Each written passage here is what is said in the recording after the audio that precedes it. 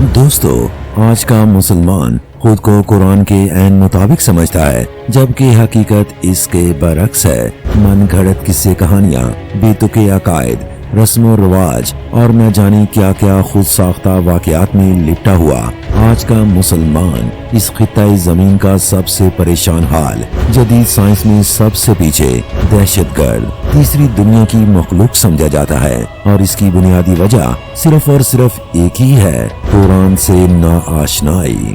ہم مسلمانوں نے جھوٹ کو اپنا لیا اور سچ کو غلاف میں لپیٹ کر اونچی جگہ پر رکھ دیا، اس کا اتنا احترام کیا کہ اسے چھونا تو درکنار، اسے دیکھنا بھی مہینوں پر محیط ہو گیا۔ سنی سنائی اور جھوٹ پر مبنی کہانیوں کو اپنا مشعل راہ بنا لیا۔ سنیے اللہ کیا کہتا ہے، سورہ نساء آیت نمبر 87۔ اور اللہ کی بات سے بڑھ کر سچی بات اور کس کی ہو سکتی ہے؟ سورہ انعام آیت نمبر 57۔ حکم صرف اللہ کا ہے، وہی حق بیان کرتا ہے اور وہی سب سے بہتر فیصلہ کرنے والا ہے۔ جی ہاں دوستو، حق اور سچ صرف اللہ ہی بیان کر سکتا ہے، کوئی انسان 100% سچ نہیں بول سکتا۔ اور پھر جب بات ہو انصاف اور حق کی، وہ بھی ہزاروں سال پرانی سچ اور حق کی، تو ہمیں ایک لمحے کے لیے محتاط ہو کر ذرا سی چھان بین ضرور کر لینی چاہیے۔ تو آئیے دیکھتے ہیں کہ انسان ہزاروں سالوں سے کیا سچ مانتا آ رہا ہے اور قرآن کا سچ کیا ہے۔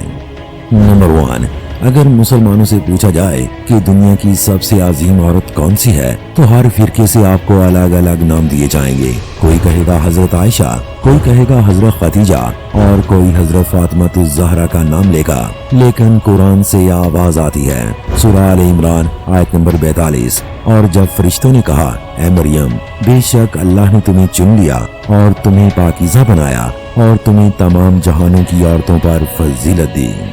نمبر 2، زمزم کے چشمے کے قصے کو لوگ حضرت ہاجرہ، حضرت اسماعیل اور حضرت ابراہیم سے منسلک کرتے ہیں، جبکہ قرآن ہاجرہ نام سے بالکل ہی خالی ہے۔ مزید زمزم کا تعلق حضرت عیسیٰ ابن مریم سے منسلک معلوم ہوتا ہے۔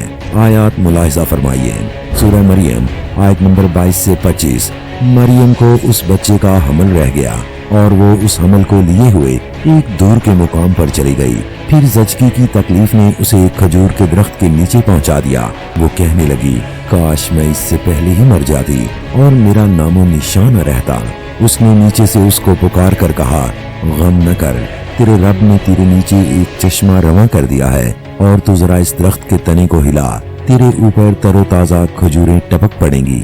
دوستو، پوری دنیا میں کھجور اور پانی صرف اور صرف مکہ سے ہی بھیجا جاتا ہے۔ یہ دونوں چیزیں ہمیشہ ایک ساتھ ہی تحفے کے طور پر پوری دنیا میں بھیجی جاتی ہیں، اور ان کا ڈائریکٹ تعلق حضرت مریم سے ہے، نہ کہ حضرت ہاجرہ اور اسماعیل سے۔ نمبر 3، دوستو، قرآن کو ایک طرف رکھتے ہوئے ایک اور قصہ بھی زبان زد خاص و عام ہے کہ محمد رسول صلی اللہ علیہ وسلم کا واقعہ معراج کہ راتوں رات اللہ نے اپنے ایک بندے کو ایک جگہ سے دوسری جگہ کا سفر کروایا تاکہ اسے اپنی کچھ نشانیاں دکھائے۔ پہلے آیات ملاحظہ فرمائیں، سورہ اسراء آیت نمبر 1 سے 2۔ پاک ہے وہ جو لے گیا ایک رات اپنے بندے کو مسجد حرام سے دور کی اس مسجد تک جس کے ماحول کو اس نے برکت دی ہے، تاکہ اسے اپنی کچھ نشانیوں کا مشاہدہ کرائے۔ حقیقت میں وہی ہے سب کچھ سننے اور دیکھنے والا۔ ہم نے اس سے پہلے موسیٰ کو کتاب دی تھی اور اسے بنی اسرائیل کے لیے ذریعہ ہدایت بنایا تھا، اس تاکید کے ساتھ کہ میرے سوا کسی کو اپنا وکیل نہ بنانا۔ دوستو، اس سفر کا ذکر کر کے اللہ نے فوراً دوسری آیت میں جس انسان کا نام لیا وہ حضرت موسیٰ ہیں۔ کیا یہ بات عجیب نہیں؟ اس کے ساتھ ایک اور آیت کو دیکھیے تاکہ معاملہ مزید واضح ہو جائے۔ سورہ قصص آیت نمبر 29 سے 32۔ جب موسیٰ نے مدت پوری کر دی اور وہ اپنے اہل و عیال کو لے کر چلا تو طور کی جانب اس کو ایک آگ نظر آئی۔ اس نے اپنے گھر والوں سے کہا، ٹھہرو، میں نے ایک آگ دیکھی ہے، شاید میں وہاں سے کوئی خبر لے آؤں یا اس آگ سے کوئی انگارہ ہی اٹھا لاؤں جس سے تم تاپ سکو۔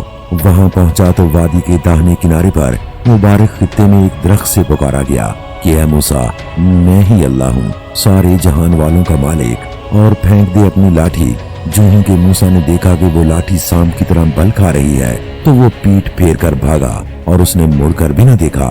ارشاد ہوا، موسیٰ پلٹا اور خوف نہ کر، تو بالکل محفوظ ہے، اپنا ہاتھ گریبان میں ڈال، چمکتا ہوا نکلے گا، بغیر کسی تکلیف کے اور خوف سے بچنے کے لیے اپنا بازو بھینچ لے۔ یہ دو روشن نشانیاں ہیں تیرے رب کی طرف سے فرعون اور اس کے درباریوں کے سامنے پیش کرنے کے لیے۔ وہ بڑے ہی نافرمان لوگ ہیں۔ دوستو، پورے قرآن میں سیدنا موسیٰ واحد رسول ہیں جو سورہ اسراء کی آیت میں بیان کردہ رات میں سفر بھی کرتے ہیں، ایک بابرکت ماحول میں داخل بھی ہوتے ہیں اور اللہ کی نشانیاں بھی دیکھتے ہیں۔ نمبر 4، کہا جاتا ہے کہ بیت المقدس مسلمانوں کا پہلا قبلہ تھا، جبکہ اس کے برعکس قرآن کیا کہتا ہے؟ سورہ آل عمران آیت نمبر 96۔ بے شک سب سے پہلی عبادت گاہ جو انسانوں کے لیے تعمیر ہوئی وہ وہی ہے جو مکہ میں واقع ہے۔ اس کو خیر و برکت دی گئی تھی اور تمام جہان والوں کے لیے مرکز ہدایت بنایا گیا تھا۔ نمبر 5، جی دوستو، کہا جاتا ہے کہ ماں کا درجہ باپ سے 3 درجے زیادہ ہے۔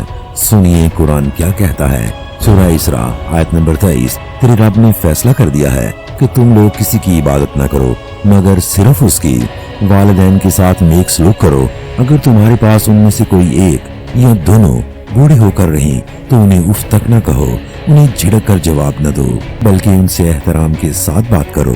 جی دوستو، ایک یا دونوں، اس آیت سے واضح ہے کہ ماں اور باپ دونوں کا درجہ برابر ہے۔ نمبر 6، کہا جاتا ہے کہ ہمارے کاندھوں پر 2 فرشتے بیٹھے ہیں، جبکہ قرآن میں کہیں بھی قرآن میں یہ ذکر نہیں ہے کہ کندھوں پر فرشتے بیٹھے ہیں، بلکہ حافظون کا ذکر ہے۔ اب وہ حافظون کس صورت میں ہیں یہ بات صرف اللہ ہی جانتا ہے، البتہ وہ فرشتے نہیں ہیں۔ قرآن نے ایسی کوئی بات نہیں کی۔ سورہ کاف آیت نمبر 17۔ 2 لکھنے والے اس کے دائیں اور بائیں بیٹھے ہیں، ہر چیز لکھ رہے ہیں۔ سورہ انفطار آیت نمبر 10 سے 12۔ حالانکہ تم پر نگران مقرر ہیں، ایسے معزز کاتب جو تمہارے ہر فعل کو جانتے ہیں۔ دوستو، انسان سچ ضرور بولتا ہے لیکن 100% سچ ہرگز نہیں بول سکتا، یا وہ جس کی گواہی اللہ دے۔ ماضی کی لکھی ہوئی کتابوں اور سچ پر اکتفا نہ کریں، سچ صرف اور صرف اللہ ہی بول سکتا ہے، لہٰذا صرف اللہ ہی کی سچائی پر یقین کریں اور یہی صراط مستقیم ہے۔